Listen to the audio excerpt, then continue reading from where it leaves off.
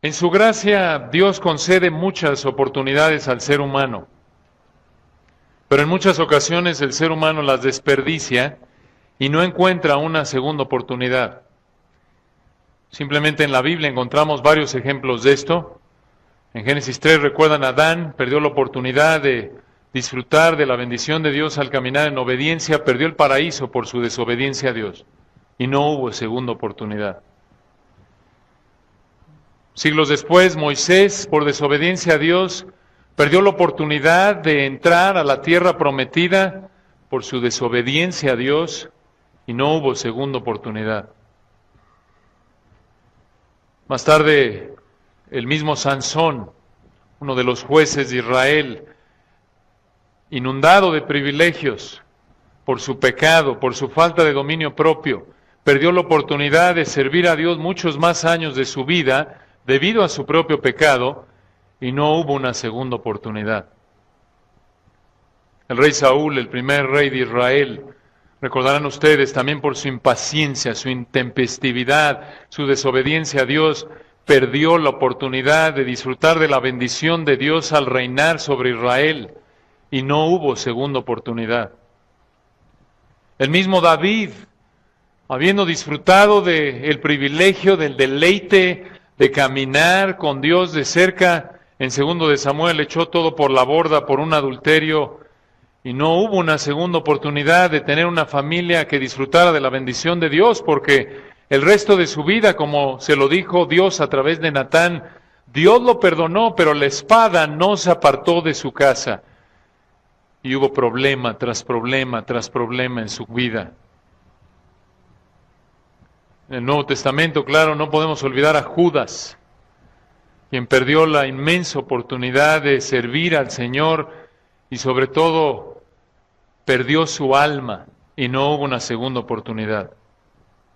Así es también en la vida cotidiana, aún fuera de la Biblia.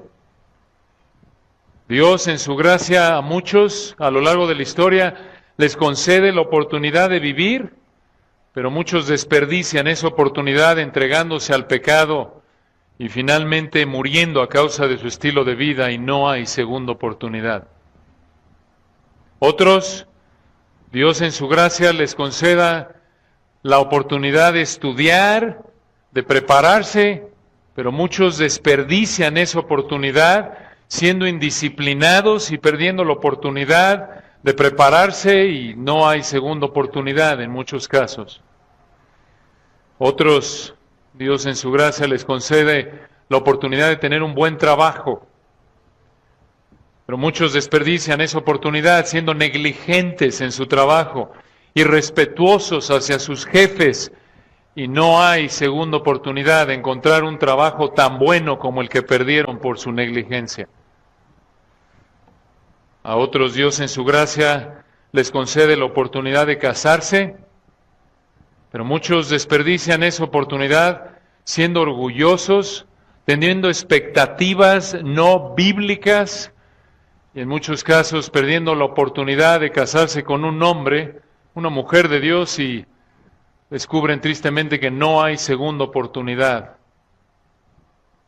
Para otros, Dios les concede la oportunidad de servirlo en algún ministerio, pero muchos por orgullo prefieren no cambiar sus prioridades, prefieren aferrarse a un pecado que los descalifica para servir en un ministerio dado, prefieren no dar de sus talentos, dones espirituales, preparación y recursos que Dios les da y pierden la oportunidad de servir a Dios en un ministerio y no hay segunda oportunidad en muchos casos. Muchos, Dios en su gracia les concede la oportunidad de tener una familia que honre a Dios, pero muchos por pensar primero en sí mismos la pierden por un adulterio, por impaciencia, por falta de amor y terminan perdiendo la oportunidad de tener una familia que glorifique a Dios y en muchas ocasiones no hay segunda oportunidad. Pero la oportunidad más grande que Dios le concede al ser humano es de otorgarle perdón de sus pecados a través de Cristo.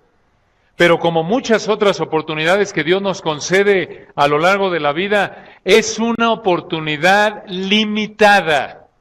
no permanente. Así como muchas oportunidades que Dios nos concede en la vida, en ocasiones cuando las desperdiciamos, no hay segunda oportunidad. Eso es precisamente lo que enseña la parábola de las vírgenes. En Mateo 25, versículos 1 al 13, encontramos esta rica parábola que enseña que habrá personas que no estarán preparadas para cuando Cristo regrese y que buscarán prepararse, pero será demasiado tarde y no habrá segunda oportunidad para ellos. Como gran parte de Mateo 24 y 25, esta es una parábola que muchos aplican erróneamente a la época de la iglesia. Pero como lo hemos estado explicando a lo largo de nuestro estudio de estos dos ricos capítulos, el Señor no está hablando de la época de la iglesia. ¿Cómo lo sabemos? Recuerdan ustedes en Mateo 24:3, los discípulos le preguntan al Señor, ¿cuándo serán estas cosas y qué señal habrá de tu venida y del fin del siglo? El Señor responde esta pregunta en Mateo capítulos 24 y 25, y recordarán que en Mateo 24, versículos 1 al 35, vimos las señales que rodean a la segunda venida, y ya estamos en la segunda etapa de este gran discurso, en donde estamos estudiando la preparación para la segunda venida.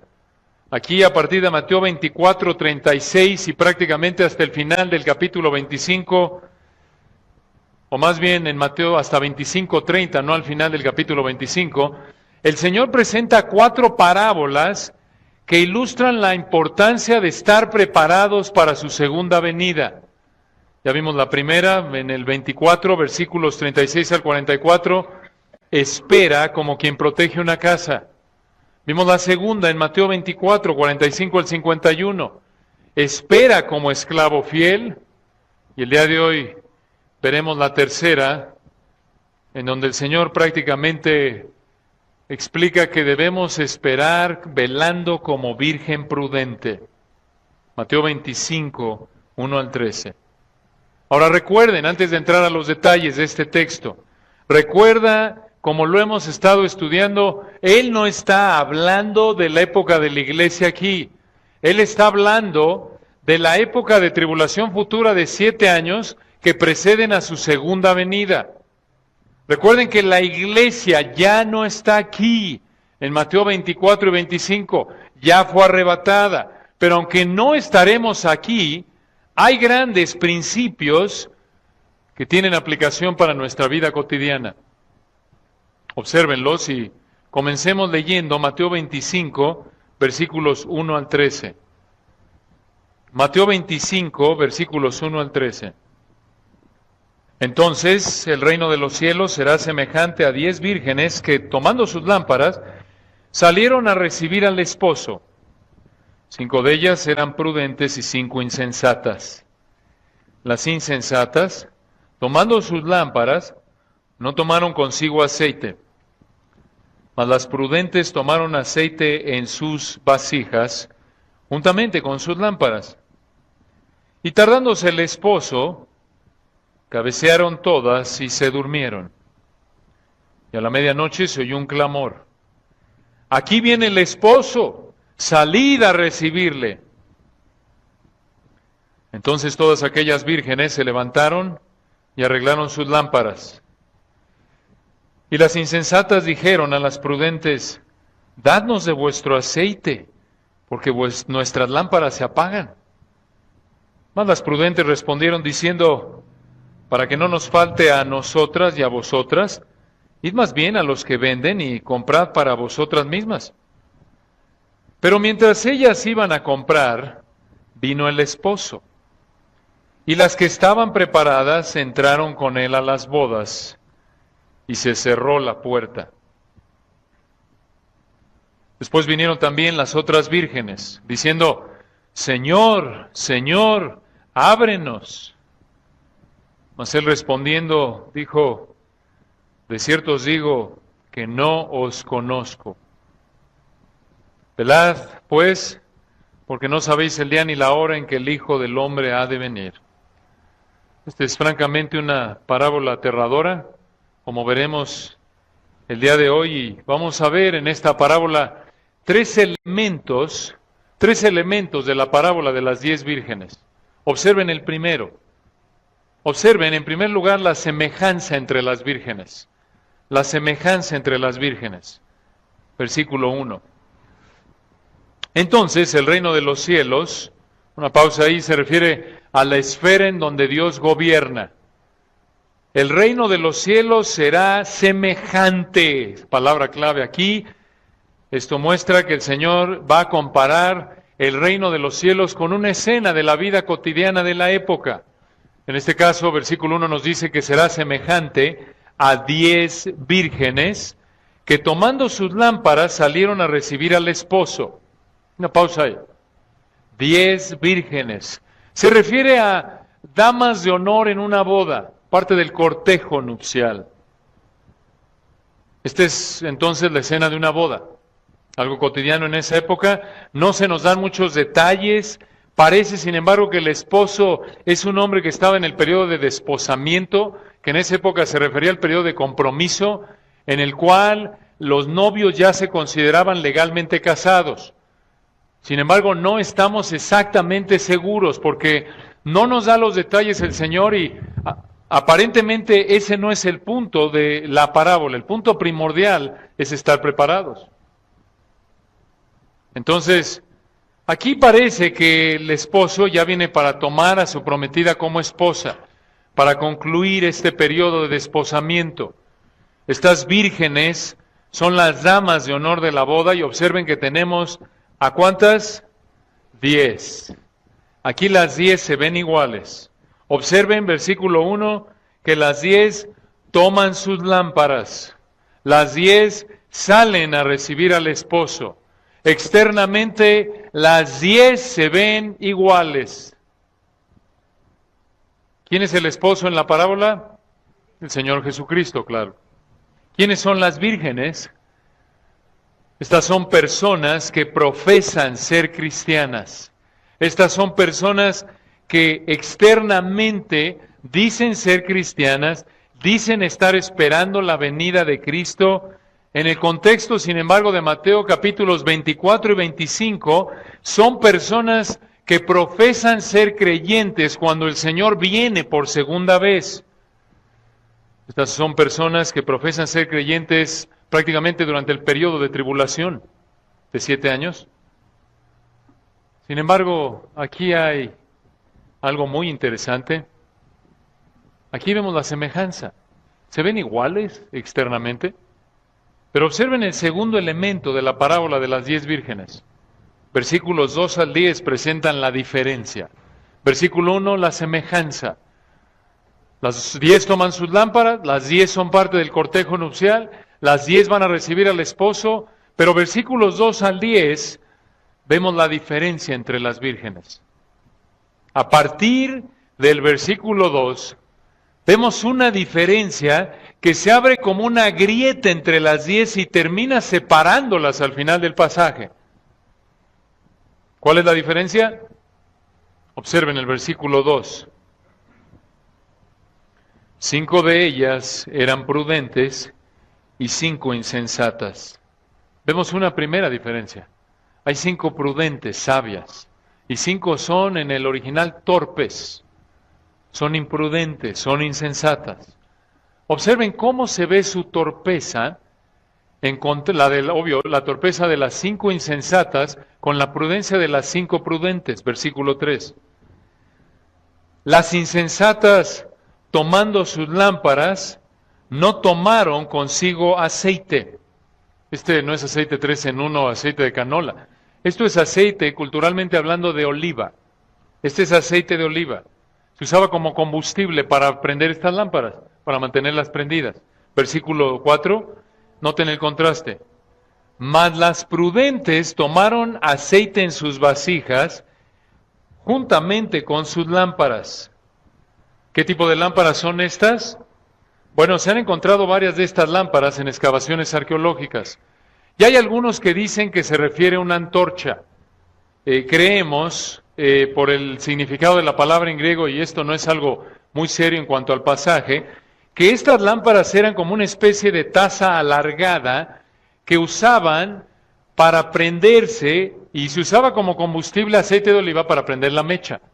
Obviamente llevaban algo para llevar el aceite de oliva, porque noten el versículo 4, tomaron aceite en sus vasijas.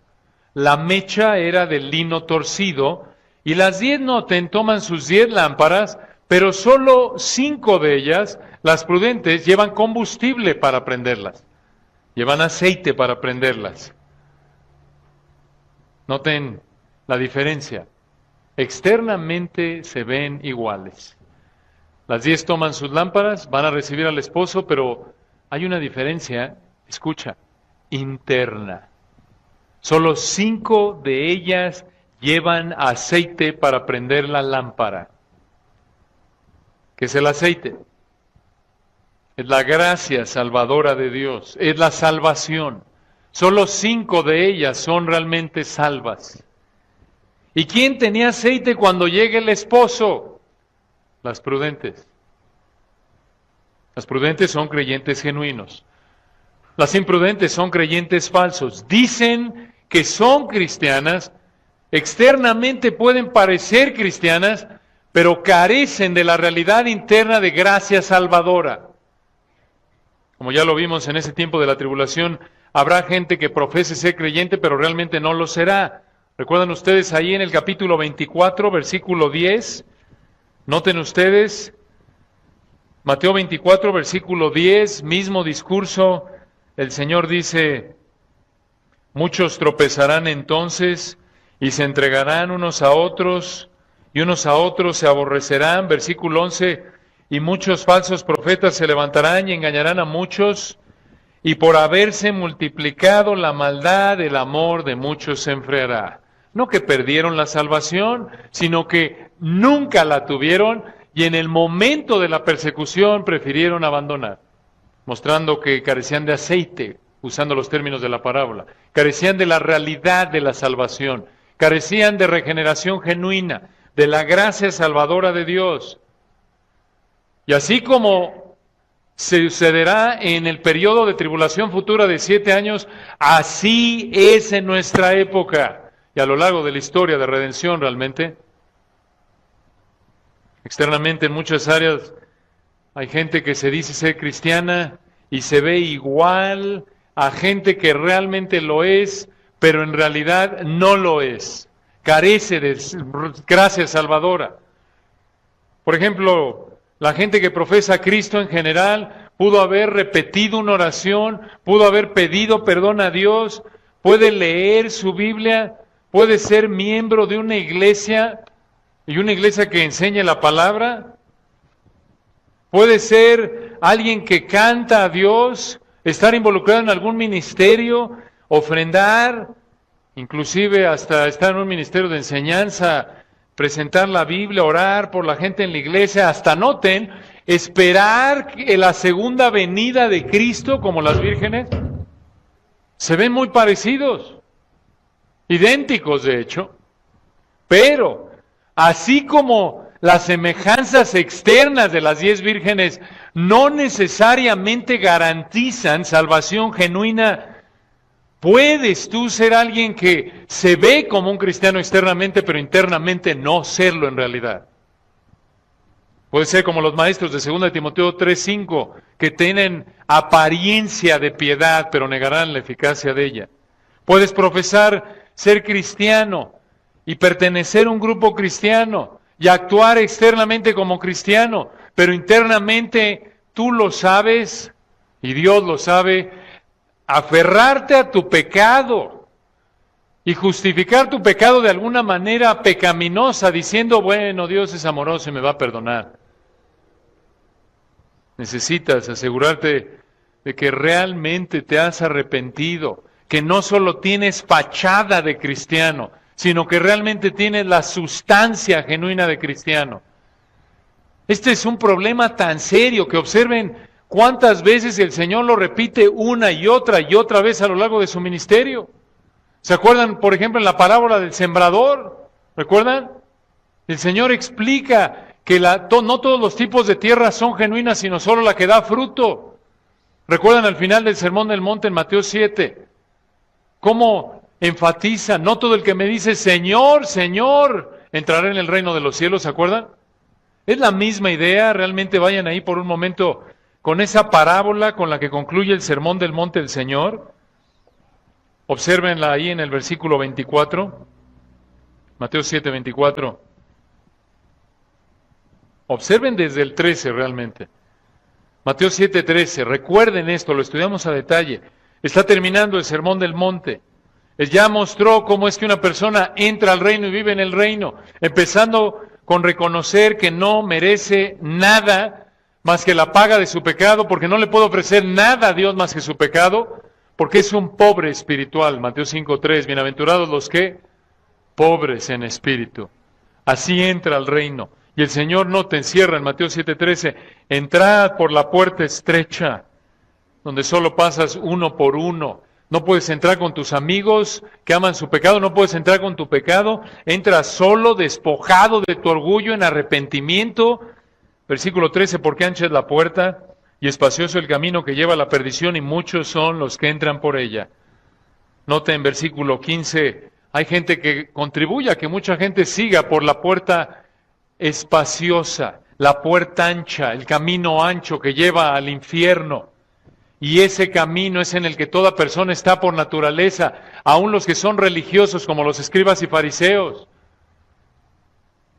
Y hay gente que contribuye a eso, versículo 15, guardaos de los falsos profetas, que vienen a vosotros con vestidos de ovejas, pero por dentro son lobos rapaces, pretenden ser pastores genuinos, pero en realidad no lo son. Versículo 21, el Señor repite, no todo el que me dice Señor, Señor entrará en el reino de los cielos, sino el que hace la voluntad de mi Padre que está en los cielos.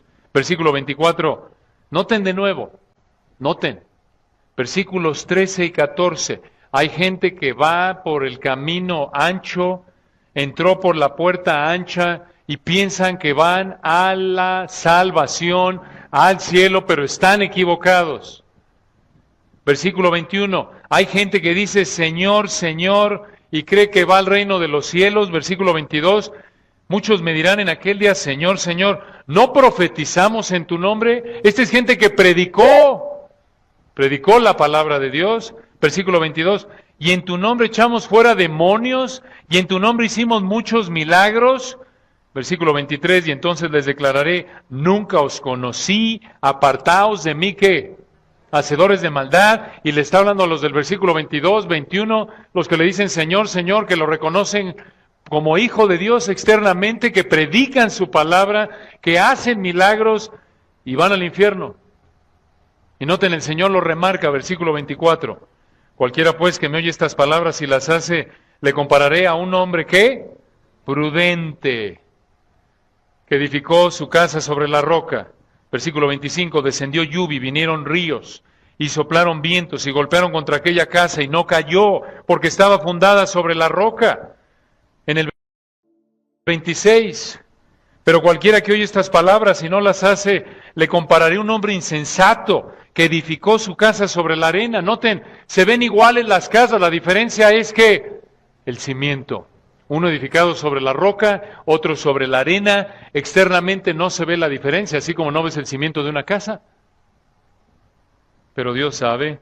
Y versículo 27, descendió lluvia y vinieron ríos y soplaron vientos y dieron con ímpetu contra aquella casa y ¿qué? Cayó. Y fue grande su ruina. Noten, el que edificó sobre la roca, el que realmente vino con una fe arrepentida al Señor, otra vez es descrito, versículo 24, como un hombre ¿qué? Prudente. El Señor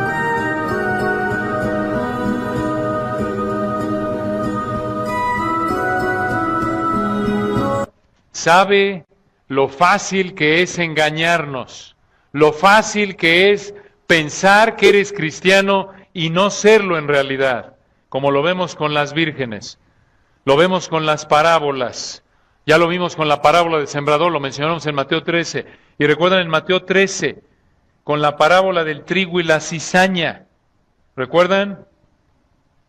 Mateo 13, versículo 37, y aquí está explicando la parábola del trigo y la cizaña. Mateo 13, 37, respondiendo él les dijo, el que siembra la buena semilla es el Hijo del Hombre. Mateo 13, 38, el campo es el mundo, la buena semilla son los hijos del reino, y las cizañas son los hijos del malo. Y se parecen. ¿Cómo lo sabemos? Vean allá atrás, en el versículo 26, Mateo 13, 26. Cuando salió la hierba y dio fruto, entonces apareció también la cizaña. Vinieron entonces los siervos del padre de familia y le dijeron, Señor, ¿no sembraste buena semilla en tu campo? ¿De dónde pues tienes cizaña? Él les dijo, un enemigo ha hecho esto. Y los siervos le dijeron, ¿quieren pues que vayamos? ¿Quieres pues que vayamos y la arranquemos? Versículo 29, escuchen esto. Él les dijo, no. No sea que al arrancar la cizaña, arranquéis también con ella, ¿qué? El trigo. ¿Por qué? Porque la cizaña y el trigo se ven, ¿qué? Iguales por un periodo de tiempo. Obviamente no podemos olvidar el ejemplo clásico allá adelante en Mateo 26, aunque lo veremos a detalle. Estamos en la noche anterior a la crucifixión del Señor y como nos guiaba el pastor Ernesto hace un momento, Mateo 26, versículo 20, cuando llegó la noche se sentó a la mesa con los 12. Y mientras comían dijo, de cierto os digo que uno de vosotros me va a entregar. Versículo 22, entristecidos en gran manera, comenzó cada uno de ellos a decirle que, ¿soy yo, Señor? ¿Por qué no dijeron, es el canalla de Judas? Porque Judas se veía igual al resto. Y lo mismo vemos, regresando a nuestro texto, en la parábola de las vírgenes. Se ven externamente iguales, pero internamente no lo son. En Mateo 25, entonces las 10 vírgenes van a recibir al esposo con sus lámparas, se ven iguales, pero 5 de ellas únicamente son prudentes, llevan aceite, solo 5 de ellas son creyentes genuinos. ¿Y qué pasó? Versículo 5. Y tardándose el esposo, cabecearon todas y se durmieron. Observen que el esposo se tardó en llegar. Y no tener la misma idea que el Señor ya mencionó varias veces en este discurso. Observen en Mateo 24, versículo 48. Mateo 24, 48. Pero si aquel siervo malo dijera en su corazón, mi Señor, ¿qué? Tarda en venir. Lo mismo en Mateo 25, lo veremos la semana que entra, si Dios quiere, en la parábola de los talentos. Mateo 25, 19, observen. Después de mucho tiempo, vino el Señor de aquellos siervos. Y otra vez aquí en Mateo 25, versículo 5, tardándose, ¿qué cosa? El esposo. ¿Qué es esto? Un recordatorio de que va a pasar mucho tiempo entre la primera venida de Cristo, que ya vino y se fue, está en la gloria, y la segunda venida que está por venir. Va a pasar tiempo. Es el énfasis de las parábolas, ¿notan? Pasó tiempo, se tardaba. Pero, versículo 6, llegó. Y a la medianoche se oyó un clamor. Aquí viene el esposo, salid a recibirle. Es un recordatorio de que la segunda venida del Señor va a ser, recuerden, visible, va a ser audible, va a ser, sin embargo, repentina. Lo vimos, recuerdan, allí en el 25, prácticamente en el 24, 31. ¿Recuerdan ustedes? Y enviará a sus ángeles con gran voz de trompeta. Lo van a ver todos, ¿recuerdan? Cuando el Señor usa la analogía de el relámpago. ¿Recuerdan allí en Mateo 24, versículo 27? Mateo 24, 27, porque como el relámpago que sale del oriente y se muestra hasta el occidente, así será la venida del Hijo del Hombre. Igual con la siguiente analogía del 28, ¿recuerdan? Mateo 24, 28. Porque donde quiera que estuviera el cuerpo muerto, allí se juntarán las águilas. Esto va a ser visible, va a ser evidente, no va a ser algo escondido.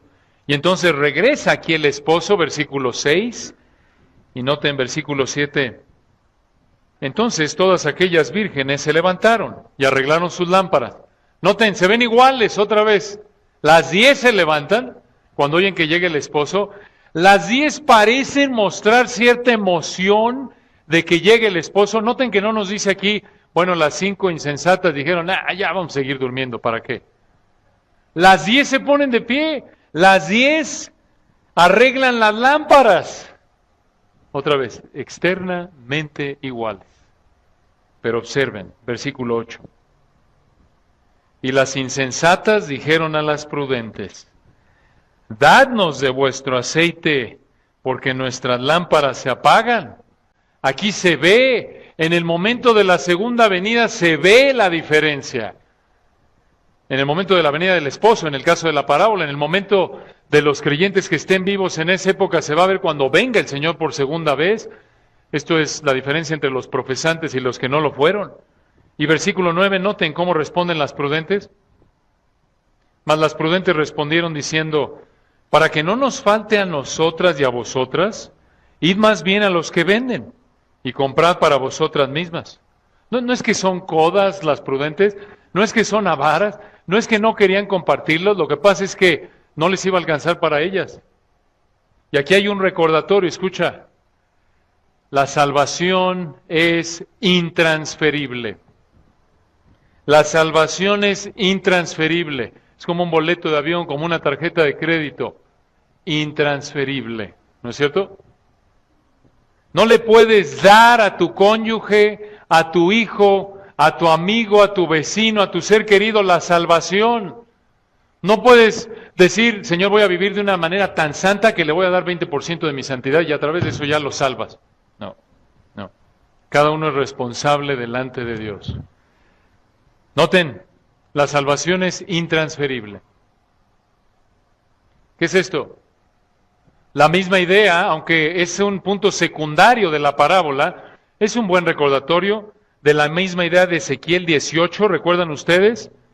Ezequiel 18, cuando dice el Señor, Ezequiel 18, versículo 4, el alma que pecare, esa morirá, y da la analogía, ¿recuerdan? Ezequiel 18, versículo 5, el hombre que fuere justo y hiciere según el derecho y la justicia. Este es un hombre que Dios lo ha perdonado mediante una fe arrepentida.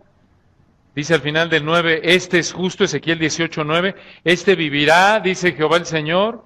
Pero versículo 10, si engendrá de hijo ladrón, esto es, tienes un padre creyente genuino, que tiene un hijo, y la implicación es, padre obvio por ser creyente, le habla de que tiene que venir con una fe arrepentida al Señor, pero el hijo lo rechaza. Y no...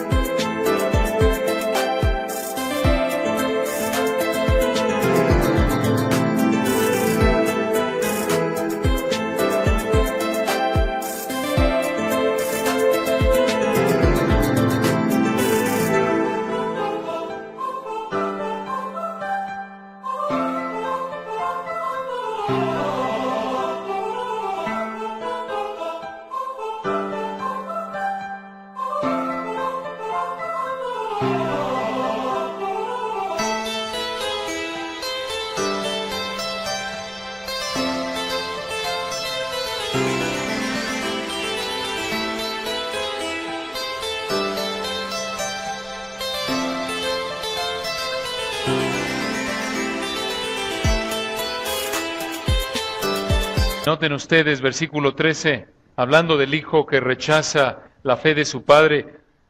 ¿Vivirá éste? No vivirá. Todas estas abominaciones hizo. De cierto morirá, su sangre será sobre su padre. ¿Dice eso? ¿Tiene la culpa el papá por el rechazo de la fe genuina de su hijo, por darle la espalda a Dios? No, es su responsabilidad. Su sangre será sobre él. Y noten, nos presenta una tercera generación.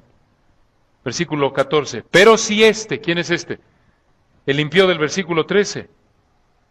Pero si éste engendrare hijo, el cual viere todos los pecados que su padre hizo, y viéndolos no hiciere según ellos, y el punto es que se arrepiente y muestra su arrepentimiento por una vida de obediencia, escuchen esto, versículo 17, hablando del hijo, del nieto del primero. Recuerden, hay 3 generaciones, papá creyente, hijo impío y nieto creyente. Observen, Ezequiel 18, 17. Si apartare su mano del pobre, interés y usura no recibiere. Estas son expresiones de obediencia porque se ha arrepentido. Guardare mis decretos y anduviere en mis ordenanzas, este no morirá por la maldad de su padre. Su padre es un impío, pero él no va a morir, sino al contrario, versículo 17 al final, de cierto vivirá. Versículo 19, y si dijereis, ¿por qué el hijo no llevará el pecado de su padre? ¿Por qué no es culpable el hijo por el pecado de su papá impío? Versículo 19, porque el hijo hizo según el derecho y la justicia, guardó todos mis estatutos y los cumplió, de cierto vivirá, y aquí está la lección del texto, versículo 20. El alma que pecare, esa morirá. El hijo no llevará el pecado del padre, ni el padre llevará el pecado del hijo. La justicia del justo será sobre él, y la impiedad del impío será sobre él. ¡Qué verdad! ¡Qué verdad! Por un lado, no puedes culpar a tus padres por tu pecado. Esto refuta de manera directa la idea perversa de la psicología que soy así porque mis papás me abusaron. Porque de chiquito hicieron esto de mí. Puede haber influencia pecaminosa en tu vida por el pecado de tus padres, pero al final del día el que decide si peca o no eres tú. Y como dice este texto, tú eres responsable delante de Dios. Así que no culpes a tu abuelo o a tu tío o a tu mamá o a tu abuelito o tu tatarabuelito, como era un hombre que le encantaba el alcohol y era un borracho. Yo soy también borracho porque lo tengo en los genes, así era mi tatarabuelo. No, eres así porque quieres pecar. Es que soy un mentiroso porque no sabes. Mi bisabuelito era de lo peor, hasta terminó en la cárcel por ser tan mentiroso. Escucha, llevas en los genes, en un sentido podemos decirlo, sí el pecado de tus parientes, pero desde el punto de vista de naturaleza pecaminosa. Pero no le eches la culpa, no digas que es algo médico, es algo moral, es algo espiritual, y tú eres responsable por tu pecado. No culpes a tus parientes por tu pecado.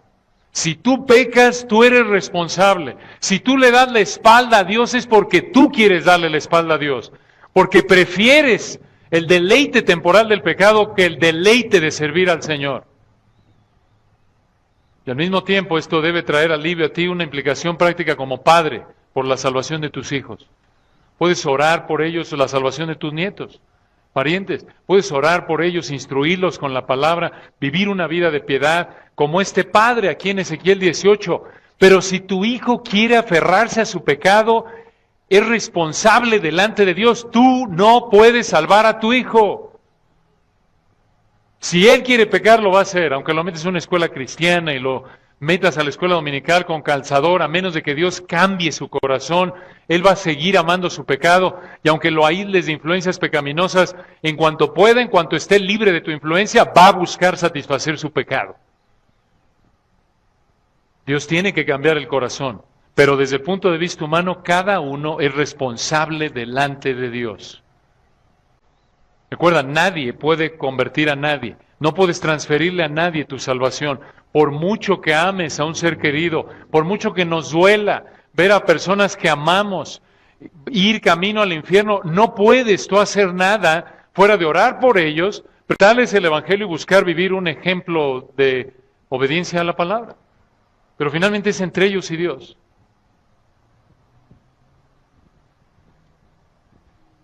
Regresando a Mateo 25, versículo 9, ya llega el esposo. Y se dieron cuenta las insensatas que no tenían aceite, les piden a las prudentes les dicen vayan a comprar. Noten que no es el mejor momento, porque cuando llegó el esposo, versículo 6, a la medianoche. Probablemente no hay nada abierto. No hay nada abierto, es un mal momento para buscar aceite. No estaban preparadas. De alguna manera, sí, por lo que vemos aquí en la parábola, lo van a encontrar, aunque se van a tardar. Versículo 10, pero mientras ellas iban a comprar, vino el esposo, y las que estaban preparadas entraron con él a las bodas, y escuchen esto, se cerró la puerta. Este es el contexto de un banquete formal, ya lo dijimos, es una boda. En esa época, cuando ibas a un banquete formal como invitado, presentabas una tarjeta o tableta.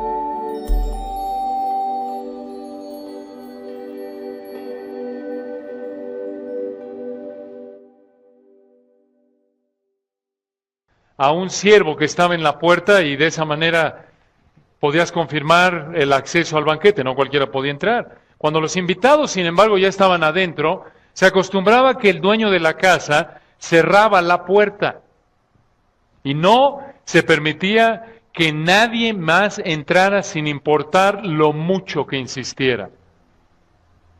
Entonces las vírgenes prudentes entraron, ya llegó el esposo. ¿Por qué? Versículo 10, ¿estaban qué? Preparadas, estaban preparadas.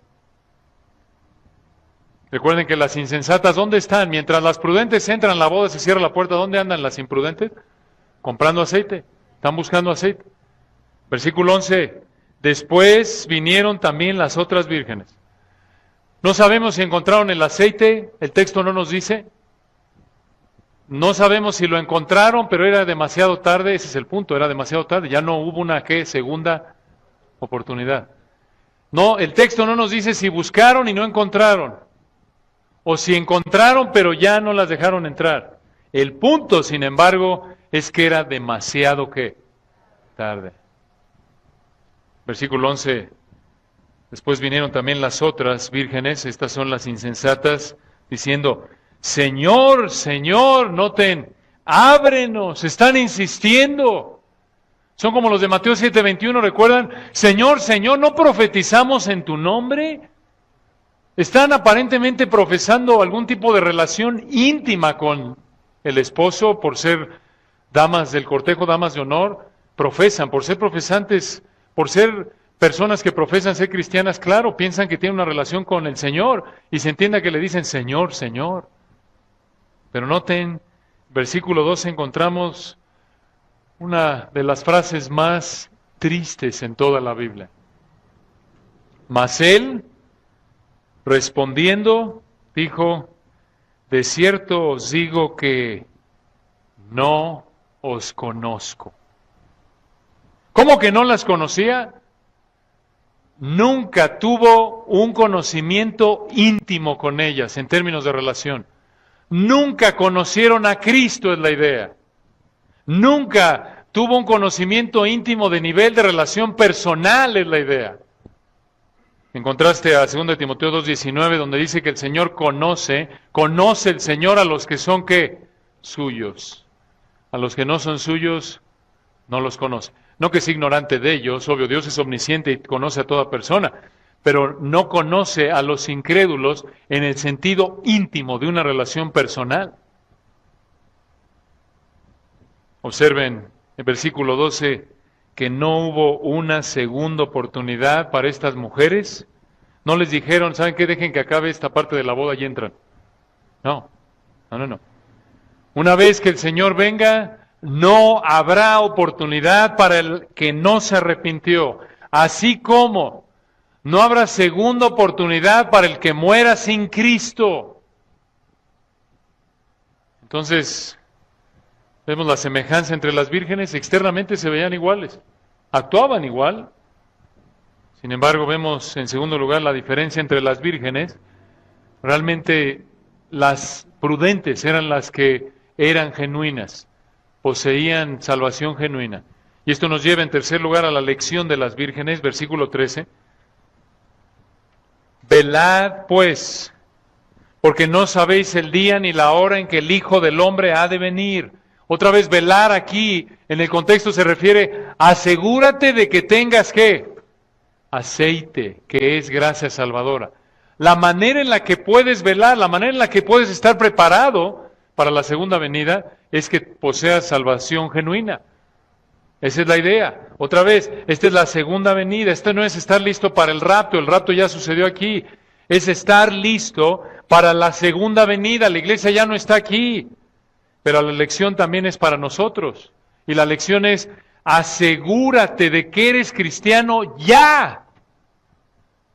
No lo pospongas, no te esperes.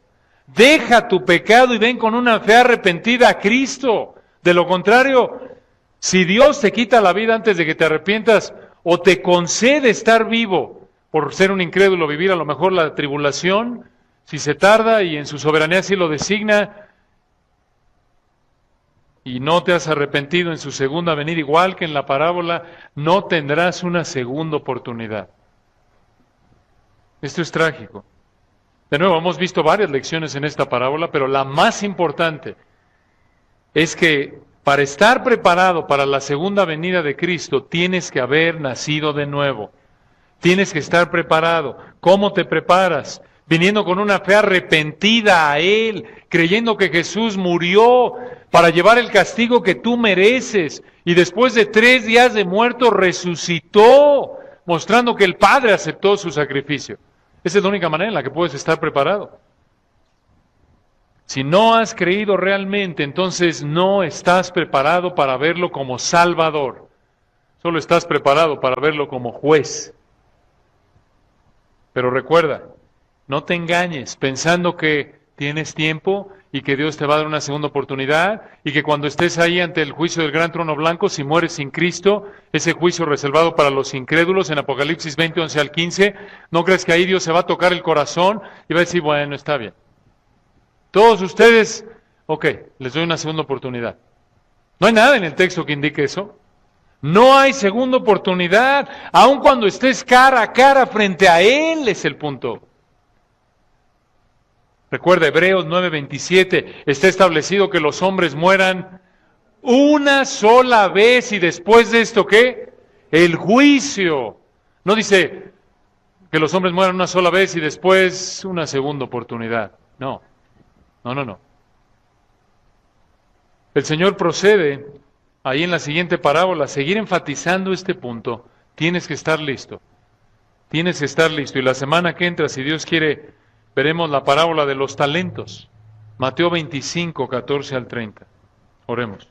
Padre, gracias por el privilegio que nos diste de abrir tu palabra tan rica, tan clara. Gracias por esta parábola. Gracias por el recordatorio de estas ricas verdades. Oramos de nuevo, Padre. Nos encontramos en una sección de Mateo, como tú sabes, en donde una tras otra vez estás enfatizando la importancia de haber nacido de nuevo. Gracias por esta advertencia. Lo menos que queremos es que alguno de nosotros sea una de esas vírgenes imprudentes. No queremos ser un esclavo infiel. No queremos ser personas que externamente se ven como cristianos, pero realmente no lo son. Usa tu palabra en esta mañana, te rogamos, para hacer la obra que solo tú puedes hacer, la obra de salvación. Llévanos a examinar nuestra vida para tu gloria. Amén.